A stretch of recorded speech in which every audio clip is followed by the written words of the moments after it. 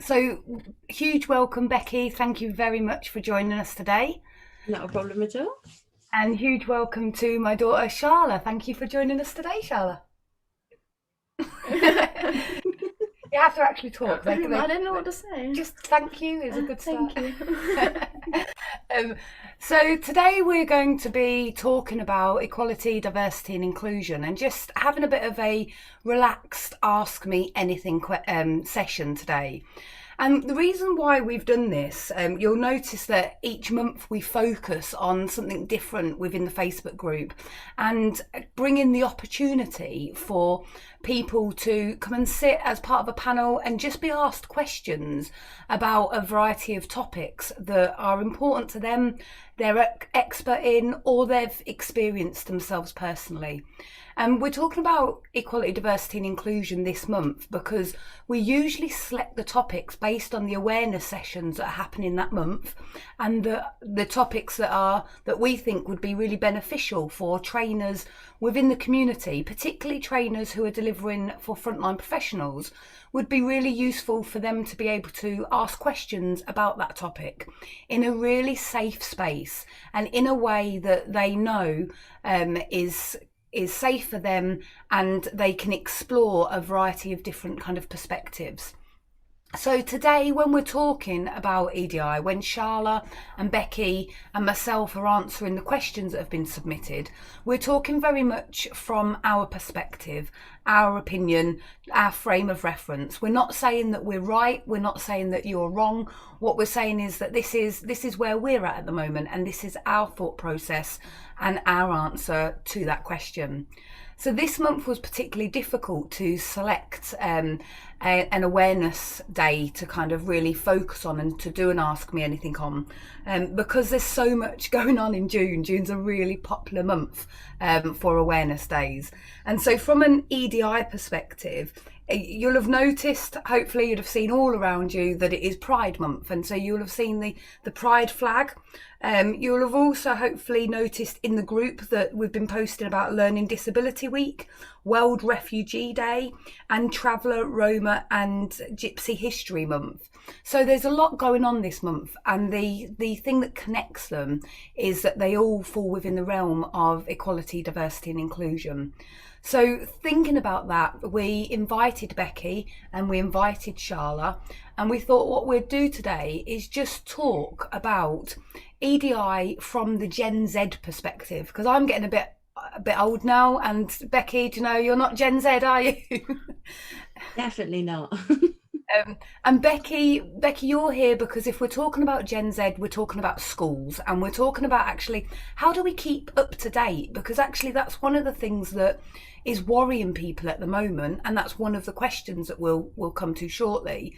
But actually, when we've talked about it personally, one of the things that we've said is actually talk to Gen Z, you know, ask them, have conversations. And that's when the idea came, and I promise I'm not forcing her to be here or bribing her. You did offer, didn't you? Yeah, I did. Consent and all that, we need to start off in the right place. But so first of all, Beckie, would you mind just telling people why you're here? Do you know, if we're talking about Gen Z and EDI, why were you invited and why are you particularly interested? I guess I was invited because I've been working with and supporting children and young people since I was 19 and I'm nearly 36. So, like I said, I'm definitely not Gen Z anymore. But I have been very much around working with them within the fields, mainly of domestic violence and sexual violence, but also along with that, also introducing things like peer mentoring and youth participation. So a lot around kind of like, so that's why I say working with children and young people as well as supporting them. And I currently do that as well in the form of relationship and sex education. Fantastic. So if you see me looking down, it's because I'm commenting on the Facebook group as well. And that's so that you guys who are watching, you can ask questions as we're going through this session. So it's not that I'm not listening to you, Beckie. I promise I am. I'm also checking in so we can ask any questions. So it's fair to say, you know, you've been delivering training within schools and quite tough training at times, you know. Will you just kick us off and just tell us what you've seen with regards to kind of the change in response to equality, diversity and inclusion topics? I think it's definitely being talked about a lot more, but I think that is because, and part of the whole reason why we're here is because we're encouraging young people to talk about it a lot more, and so therefore we're learning from young people. I do every time when I go into schools, and that's what all of my kind of workshops actually with young people are based around. I don't really do much of the talking. It's them. I give them some statements to discuss, and actually they learn from each other, and they help educate each other as well, because then they're the ones that know best about their lives and their generation and what's going on in their world. So we should include them and encourage them and listen to them and let them have a voice as well, which then also educates us. Yeah, no, absolutely. Well, hopefully that's kind of what we're attempting to role model today, really. Yeah. Because I am, you know, and I talk very openly about the fact that actually a lot of my current knowledge around EDI comes from Charla, comes from conversations that I have not only with Charla but also my 12-year-old daughter as well, and they're living within this world at the moment, aren't they? Do you know, they're living within a world of constant information, and them having to kind of filter through that to process it, and then also to make their own decisions. But that doesn't come without challenges, does it? No, not at all. And like you said, it's all that new kind of information, but I think also they're at that generation where rather than sometimes you get to a certain age and you're a little bit stuck in your ways, you know, they're very much more adaptable as well. And I think that's why we know that, like you said, in the current year as well, that we've had, that, you know, it's been hard on everyone, and we know that young people have been worried about their education and their friendships and things like that, but also they were probably some of the first that were easy to adapt, because they were like, right, okay, we can do this, we can change, we can adapt, and we can do this all together. And that's kind of set the tone for everyone else as well. Yeah, absolutely. Good role models, you guys, aren't you? Fantastic. So I've had a few questions that have been submitted, and if it's okay with you guys, I'll just kind of kick off and just start asking some of them, and then feel free to. I've said to Charla, you know, I'll ask her directly some questions. I'll ask you directly some questions, but equally, because usually I'm used to just looking at all the different people in the screen. I'll be kind of going back and forth a little bit. Feel free to chip in if you've got something to say about it. Then feel free to chip in. I've not got an issue with that whatsoever. So feel free to do that, and I will keep an eye on Facebook. And if there's any more questions that come in, I'll definitely ask them as well. Fantastic. So I'm going to start off and just ask you, Charla, if you wouldn't mind. I know that we briefly kind of spoke before we came live, and I gave you an idea of some of the questions just so you could have a little bit of a think about them, didn't we? And can I first ask you, somebody sent in and they said, do you think that equality, diversity and inclusion is present in schools? Do you see your school kind of responding or championing? So at my school there's a couple of things up for Pride Month. There's a couple of things up for sexual assault awareness, disability awareness, racism awareness, and there's been some things organised. I think the sixth form all wore different colours of the rainbow and formed a big pride flag. But I don't think the school itself has organised anything to do with equality, diversity and inclusion. I've been there for a year, and we haven't had any assemblies or any form times, anything regarding equality. We haven't had any talks about it, and I think it's not a school where it's bad to be diverse. It's good to be diverse there. Nobody is openly discriminatory about it, but also there is a lot of like casual homophobia, casual ableism, casual racism, and so rather than it being a really bad school for diversity and equality, it's not a great one either. It's sort of casually, there's a lot of comments made and things which sort of make it a bit scarier to speak up about that. So I think... can I just ask you, like you said a couple of times there, you said like casual homophobia, excuse me, and casual racism. I don't even know what you mean by that term, really. What's the difference? So casual discrimination is if you made a comment where you threw in a slur as a bit of a joke, or you made fun of somebody for being who they are, but in like a jokey way. Say they're your friend and you're making a comment saying, oh, that's not a good thing, I don't want to be friends with you because of that, but in like a jokey manner. It's more of a casual way to be discriminatory towards someone. So they're not openly calling them out, they're not openly ridiculing them, but they are making comments that make that person feel uncomfortable and framing it as a joke or a casual statement.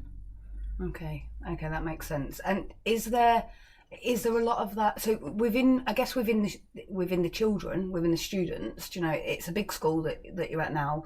There's a whole host of kind of different students, different groups, different demographics and such like. Are the other young people generally supportive of diversities, or are there still, like, I remember when I know way back in the day when I was at school, actually young people could actually be not only like you described, Beckie, you know, the best people about knowing about this and about the changes and being up to date and such like, but also they could be the worst people and really, really hurtful as well. So are we past that now? Is it now, are people more accepting at your age, or? I don't think that's particularly changed. I think it depends on the group of people you're with, and it depends on your frame of reference as well, who you're hanging about with and who you're seeing.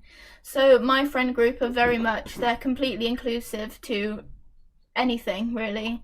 They're very accepting. You could tell them almost anything about yourself and they wouldn't ridicule you for it. But there are also groups of 10, 20, 30 people. They're all the same group. They've all got each other as their frame of reference, and so they're all casually discriminatory towards people because the people they're surrounded by are also doing that. Whereas then in other groups, they're completely accepting and they're completely okay with equality and diversity, and they're all surrounded by the people that are the same. So I think it very much depends on who you're with and who your frame of reference is. Do you know what? I could have written that answer. That's yeah. Do you know the frame of reference? Like, so that's really helpful, Charlotte. But I guess within that, do you know when you were talking about the frame of reference part and the different groups? I guess does the school do anything to connect those groups or get those groups to learn from each other or anything like that? Not that I'm aware of, no. I haven't seen any teachers, any head teachers, anybody calling out the groups that are casually discriminatory or make comments like that. They might well have done, but I haven't seen that, and I haven't been encouraged to mix with those people, and they haven't been encouraged to mix with me and my friends. Okay. And you did, but the other day I remember you were doing for a piece of schoolwork. You were doing an essay, weren't you? Yeah. And you had to read that essay out, didn't you, in front of the class? And then you were graded on that essay, and everybody in the class had to do it. It was a piece of work, wasn't it? And you poignantly chose your subject. Just tell the people on Facebook kind of what your subject was on and what you did during your subject. Okay, so my essay, we got to choose whatever topic we wanted, and I knew very clearly that more specifically some of the boys in my class they like to throw slurs around, they like to make passive comments at people, and so I did my speech on the impact of discriminatory language on teenagers.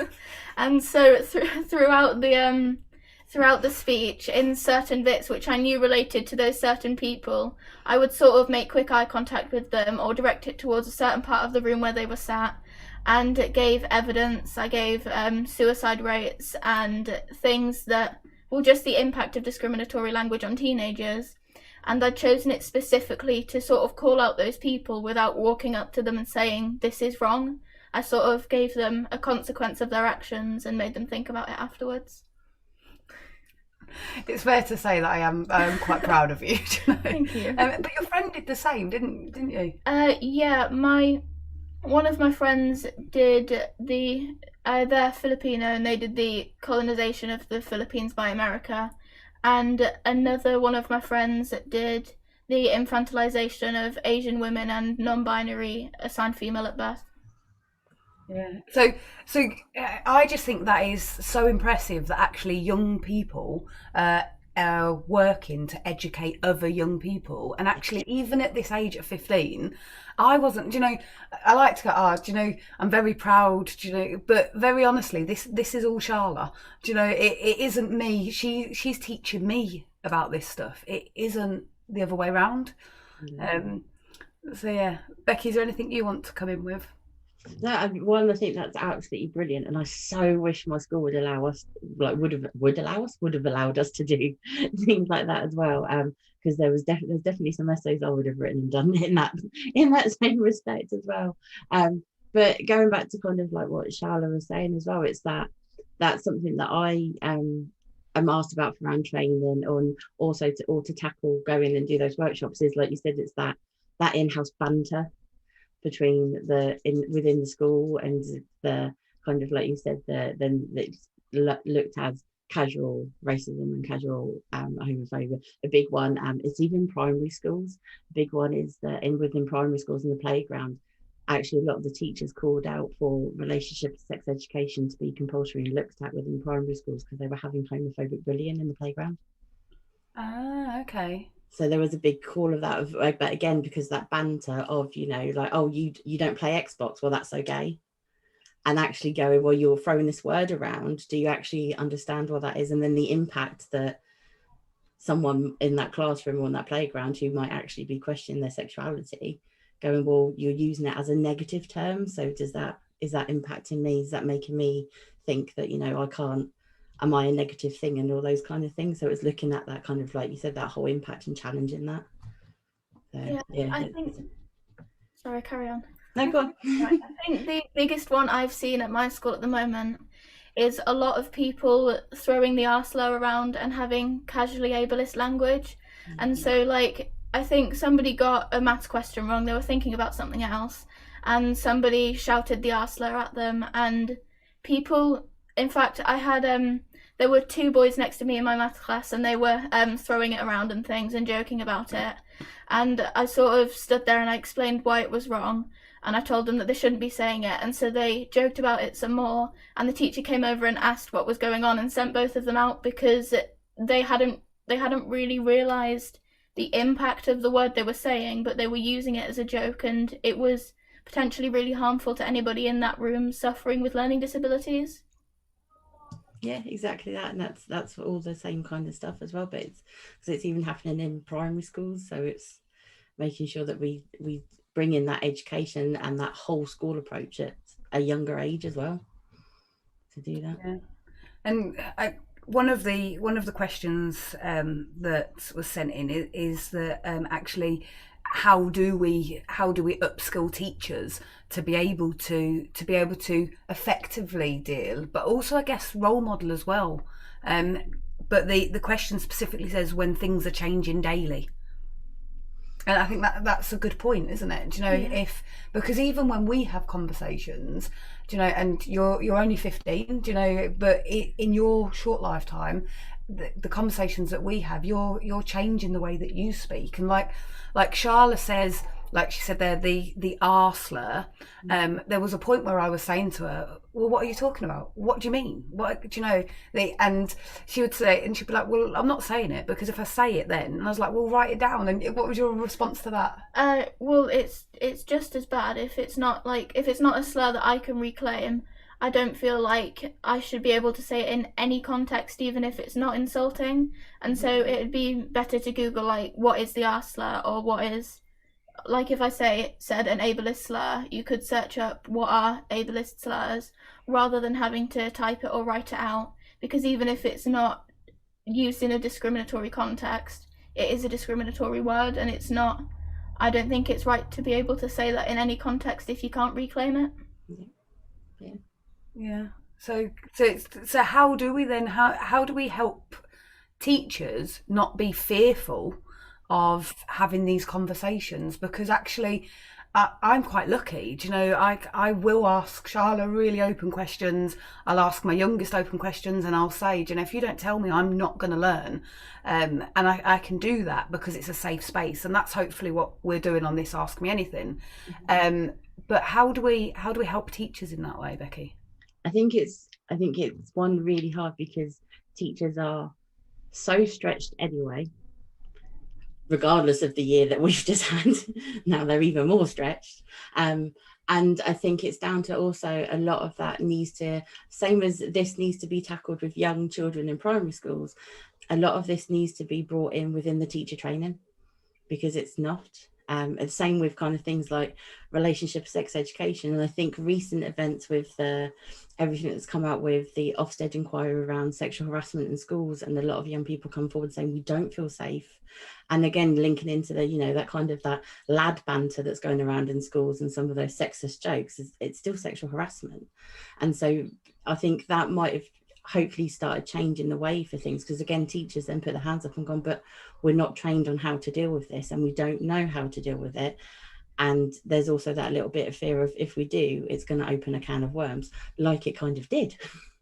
So then it's like, well, okay, we know now that so many young people don't feel safe in schools, but what do we actually do about it? Because again, we haven't had that training. So I think it needs to go back to that kind of initial teacher training, but then something that, like you said, it's changing every day. It's not just, this is your teacher training and there you go. It's something that they have to probably do quite compulsory at least once a year to have a refresher and things. Same with our safeguarding training. Yeah. What do you think, Charla? I think that's definitely something that should be considered and probably done. I think just a bit like training teachers to sort of deal with a situation in which they witness like casual discriminatory language or casual sexism, because I've heard some very appalling comments made towards girls at my school. I've had friends who have had them said towards them, and it's really it's not okay, because then there's certain people that you'll want to avoid in school because of the things they're saying, and it takes away from the experience, because you're sort of worrying about what these people are going to say when they see you.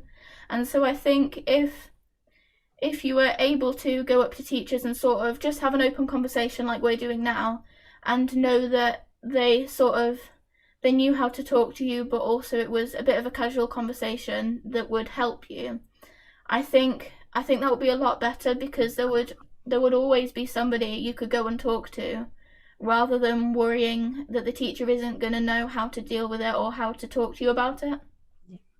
So that's really interesting, because actually that's a bit of a two-pronged approach, isn't it? It's like annually helping, annually updating teachers, because it's right, things are changing, and things are changing rightly so all of the time and quite fast, which again is reflective of where we are as a society. You know, so that annual kind of update training of where we've got to now, what's changed, etc. But actually, both of you are talking about something more. You're talking about actually the skills and the confidence to have those open conversations around equality, diversity, and inclusion, and not to be fearful of that. And that's a lifelong kind of lesson, I guess, for teachers, isn't it? I think, and to teach for everybody, I will still put my hands up and say that I am still learning a lot around equality and diversity, because I don't know everything, and that is my frame of reference as well. And also probably my school was, like Charla said, hers isn't great but isn't bad. Mine definitely wasn't even where's yours is, Charla. Mine was quite bad. So it's all of that kind of stuff as well. So it's very much around not just for teachers but for everybody. But yeah, teachers need to feel that, and it's linking it into their values. I had one teacher once say to me around kind of like the relationship education, and they said, well, I went to learn to be a teacher, to be a history teacher. I don't want to talk to young people around like sex and porn and things like that. But it's like you were saying, Charla, you gave the stats around, you know, you did your essay around equality and diversity, and you gave those stats, and you look at that is around suicide and things and self-harm and all that kind of, it still links into safeguarding and wanting to safeguard and protect children, which is probably what every teacher wants to do.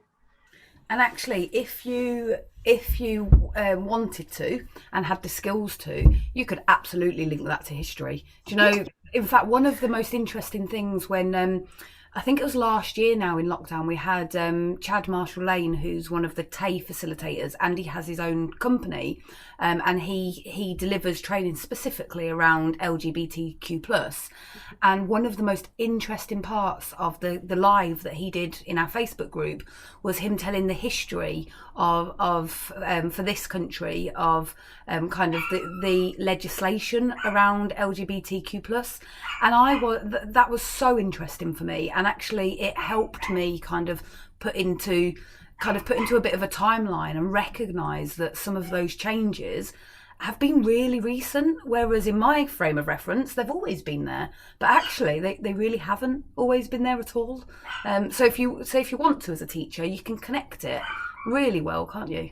Yeah, so you can bring in that whole school approach to so many different things. It's not just a case of having a 1 hour drop down day or a 1 hour assembly for a special awareness day. You know, like you said, you can bring that into things like history. You can bring it into English literature, because there's so many books out there that show many of these topics and show a range of diversity and equality. And so you can bring it in around into English as well, and so much stuff. And even kind of, I don't know what it's called now in school, but I used to have food technology. Yes. And then bringing in different recipes and cultures and things like and food, and learning about different celebrations. That's so much of a whole school approach that you could do, which definitely wasn't done when I was at school. Yeah, no, absolutely. Interesting when you said about you continuing learning, it made me kind of reflect on the whole you know, the campaign that came from George Floyd and Black Lives Matters, and I really personally struggled with that, because I am somebody who prides myself on being really inclusive, and actually I had to accept and recognise that I wasn't challenging racism, do you know? And actually that was a real learning point for me, and something that took me a while to kind of process. And even now there's absolutely no way that I'm expert in that area by any stretch of the imagination, but what I am is open to learning continually, and open to having those conversations, and open to changing my behaviour if I need to. And I think part of it comes back to fear, doesn't it? Do you know, fear about that language, because we talked, didn't we? And I asked you, in fact, one of the questions, I'll go back to here, one of the questions that somebody asked is what's the difference between gender and sexuality? Do you know, these are core questions that we need to be able to ask. And I asked you that, about 2 years ago? I literally asked you that question, didn't I? That exact question. Yeah, do you want to share your answer? So a lot of people see gender identity and sexuality, they sort of categorise it into LGBT, but don't know the definition of each of them and sort of group them together. And they're quite separate things. So sexuality is sort of who you're attracted to, how you're attracted to them. And so there's hundreds of different sexualities. I can't go through them all, but like gay is to be attracted to someone of the same gender, of course. And then there's a lot of different ones, like pansexual, being attracted to somebody regardless of gender. And so it's who you're attracted to and how you're attracted to them, and whether you're attracted to them at all. Whereas gender identity is how you identify with yourself, how you present yourself as more masculine, androgynous, or feminine, or a mixture of the three. And it's your identity and how you present yourself and how you identify with yourself and your pronouns and your gender. So there is quite a distinct difference between them, but it is hard to get them confused if you don't know the difference between them. Easy to get them confused if you don't know the difference. Oh yeah, did I say hard? Oh yeah, quite easy to get confused. Thank you. Yeah, well, I think it takes a bit of thinking through. That's what it is. But actually taking the time to think it through says a lot. Yeah. Initially, it's helpful to people as well because they can come and talk to you about that, and you can know what they're talking about, and you can listen to them rather than having to ask them all these questions about what it means. Yeah.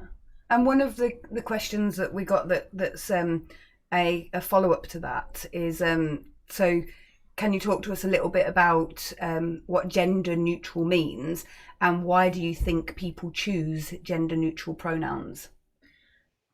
So gender neutral means just to not identify on the far male side of the spectrum or the far female side of the spectrum. So you wouldn't identify with female things or male things, but a mixture of both or neither, really.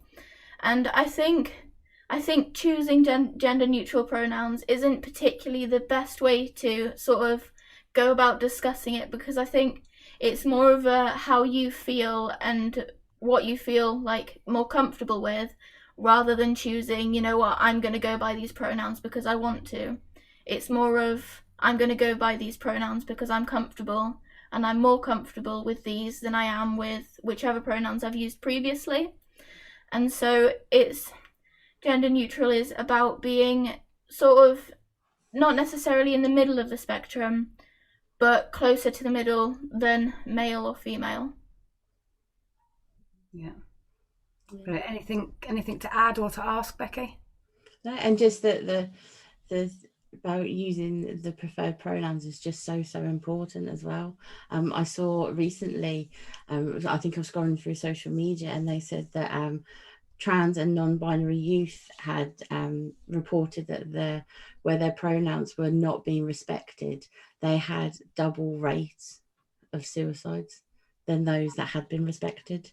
So it's very much because it's their identity, isn't it? That's who they want to be, and what they choose. Like you said, it's not that I'm not choosing my pronouns for anyone else. It's for me. It's what I feel comfortable with. This is how I identify, and then people aren't respecting that, so they're not respecting them as a person.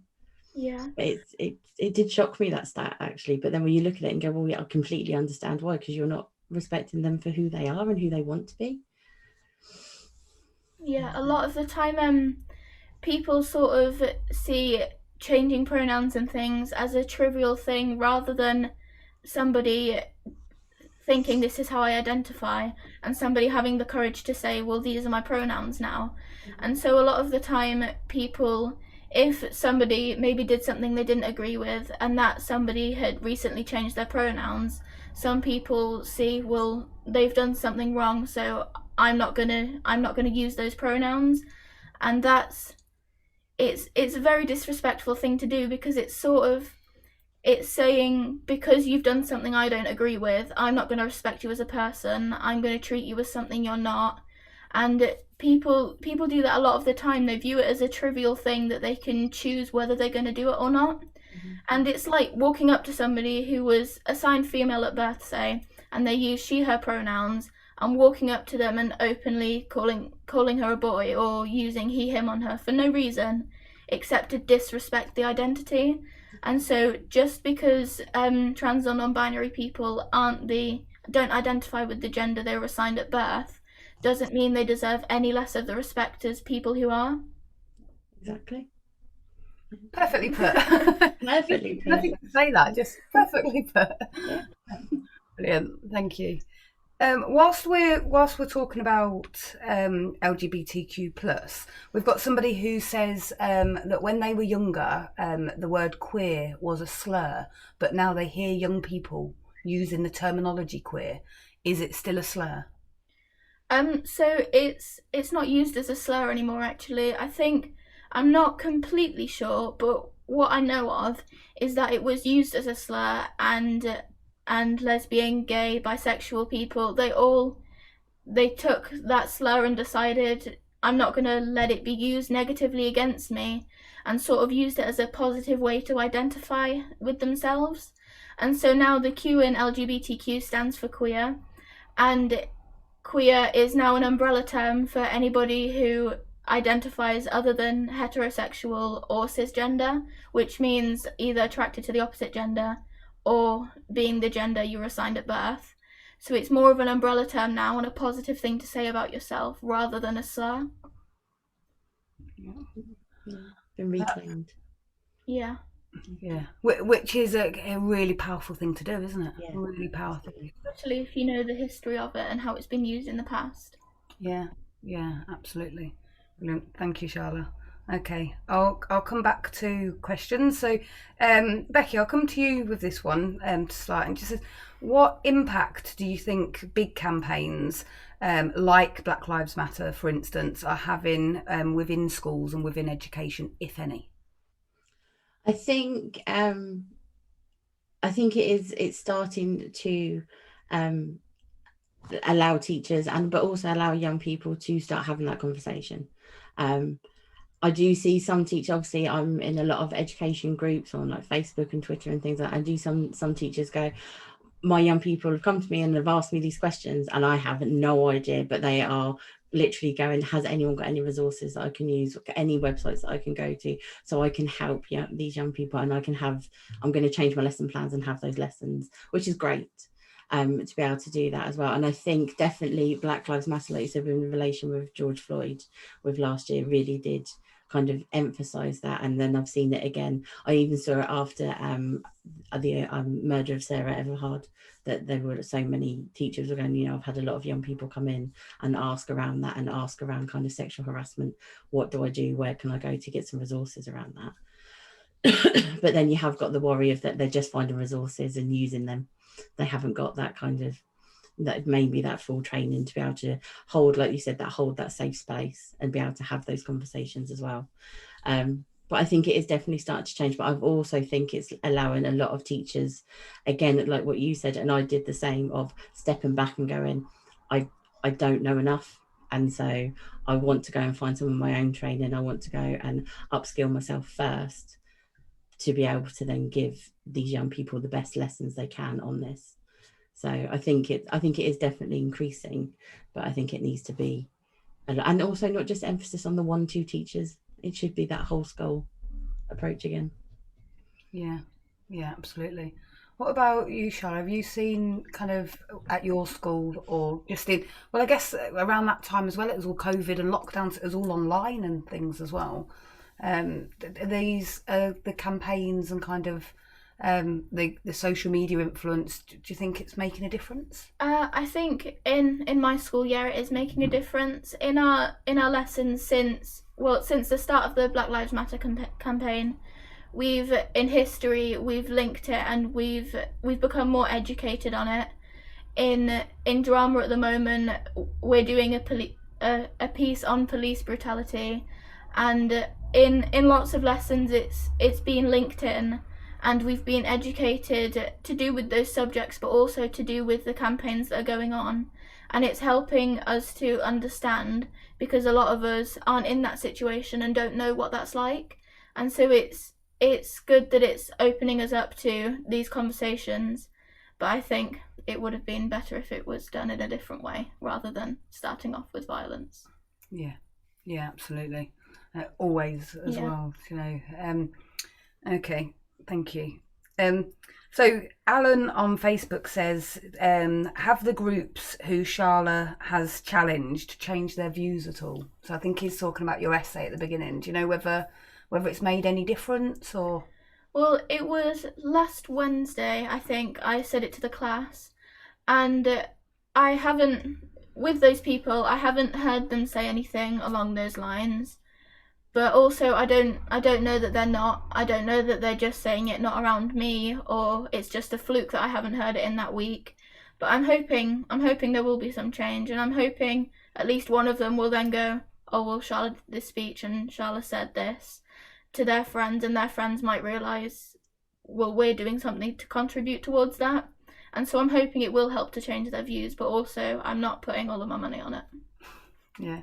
And do you know, sometimes, and we talk about this a lot, don't we, Beckie, with regards to training, sometimes it's about sowing that seed, or do you know, that drip effect, do you know, meeting somebody where they're at. There's of course there's certain behaviours and certain actions that actually it's a hard line, and if they cross that, and like if they're making slurs, then in my opinion, young people should feel able to go and report that because of the impact that it can have.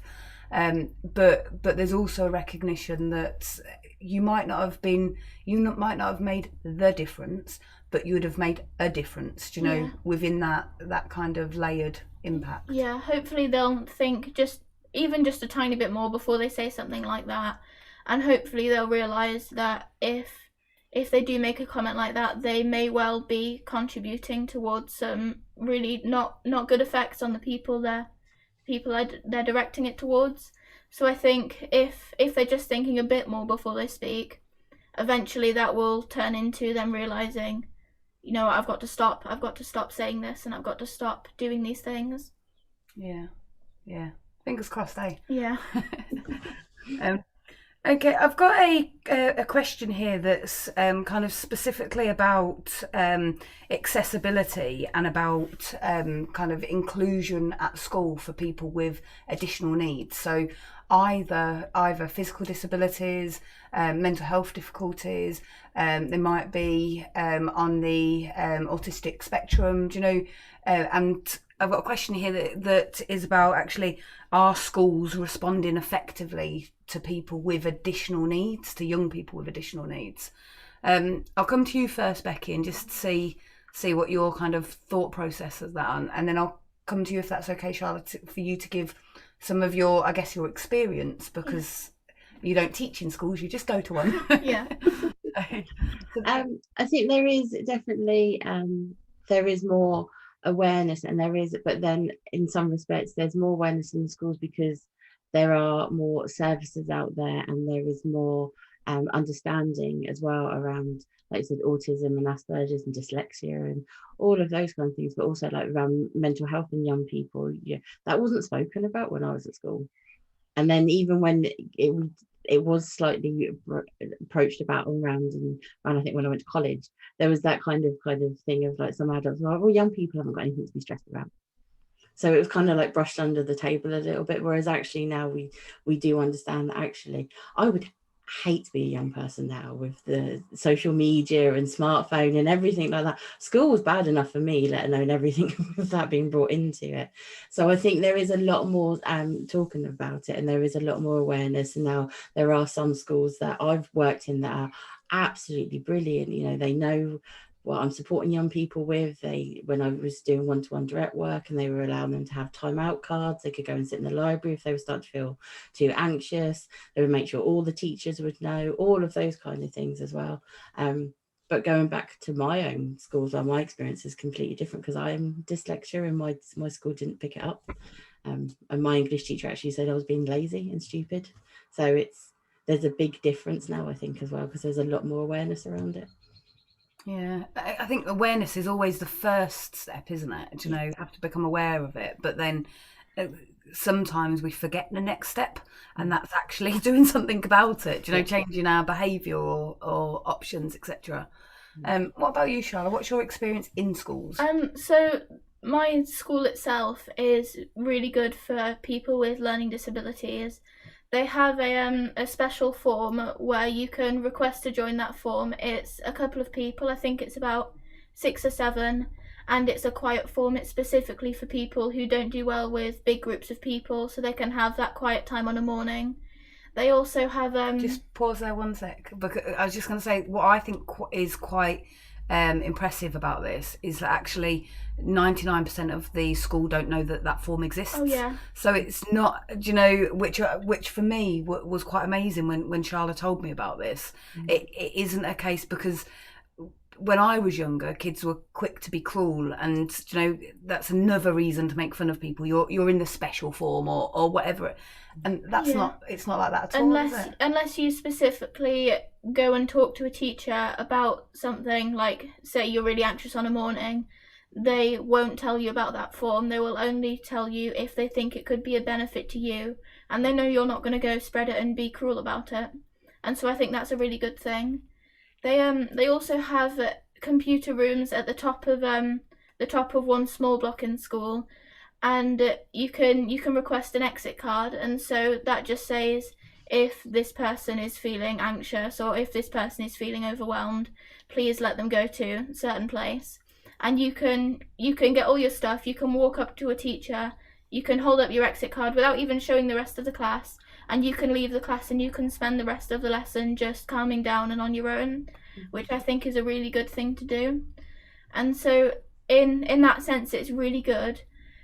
I'm not too sure about physical disabilities.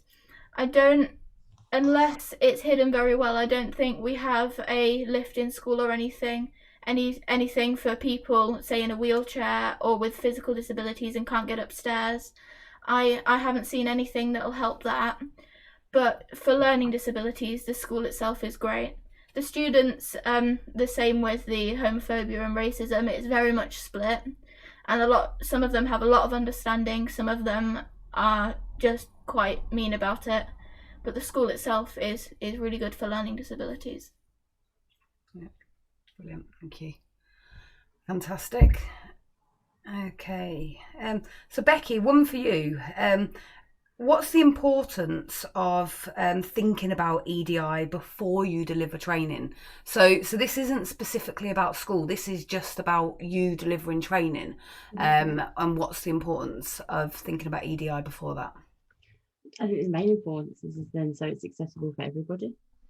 Because even regardless, obviously you've got EDI training, but even just training in general, you need to make sure you are bringing in that EDI with it as well, so that everybody that is on that training can access it, so that they can, so which is why we say online training is great in some respects. We've got subtitles and we can do all those, so we can make it more accessible, but also to bring it in to have that conversation.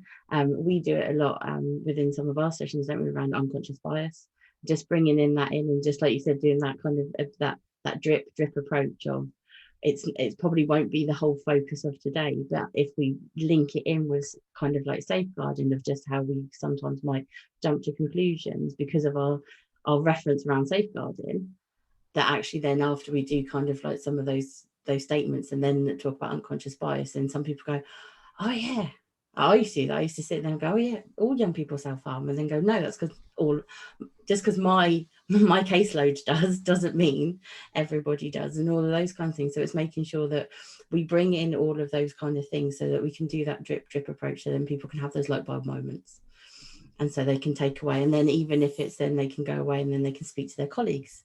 So then again, it's that drip approach, and then go, oh, I went on this training and we spoke about unconscious bias. Have you ever heard of it before? Have you ever heard of that? Do you know that we've all got it? And be able to then, because then that whole team knows about it, then each other, they can reflect on each other and kind of go, oh, do you realize you said that? But that doesn't normally sit with some things that you would have said. Why do you think, are you having a bit of a bad day? And just all of those kind of things, so you can have that conversation. So again, it's doing that whole kind of drip approach as well, so you're starting to do that bigger picture, that bigger awareness, and that bigger education as well.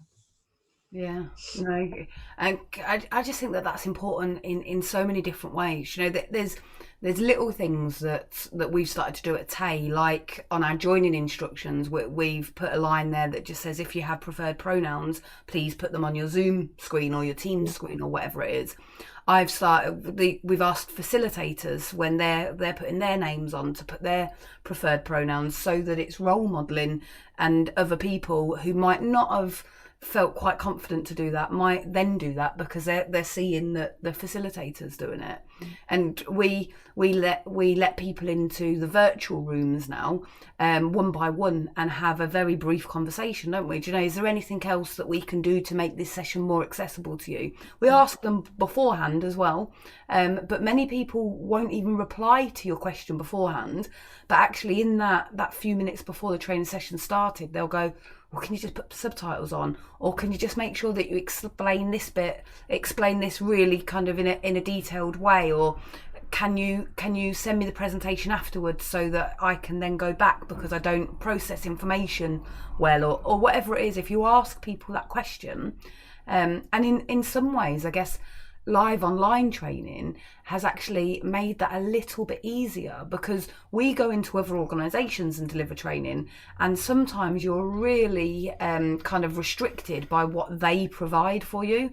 And I've certainly been, talking about your school and a lift, I've certainly been to training sessions to deliver training where somebody has turned up in a wheelchair, for instance, and there's stairs up and there's no ramp, and we're inside about to deliver training. I've turned up to deliver training with people who are attending that are blind, and nobody's told me that they're blind previously, and things like that. So this gives us live online gives us a little bit more control as facilitators, and so much so actually I'm really excited that we've got some HR interns at the moment who are they're just wonderful, and they're doing a variety of different things for us. But one of the projects that is the next kind of stage of projects is that we're asking them to work with some of our facilitators and do a focused accessibility project from a training perspective. Because actually when I've been online and I've Googled, you know, when I was running a live online session for visually impaired people a few weeks ago, and so I was on Google trying to get loads of different kind of tips and advice and things. And Google sends you all over the world, literally. And you can't find anything that's actually helpful from a training perspective, that it isn't simple to put your hands on. And I know that, you know, we have short attention spans now. If you haven't found it by page 2 of Google, you've gone. Do you know, you're already onto something else. And actually, from accessibility, it's too important. You should be able to just put your hands on it and be able to go, right, okay, I'm going to do my very best.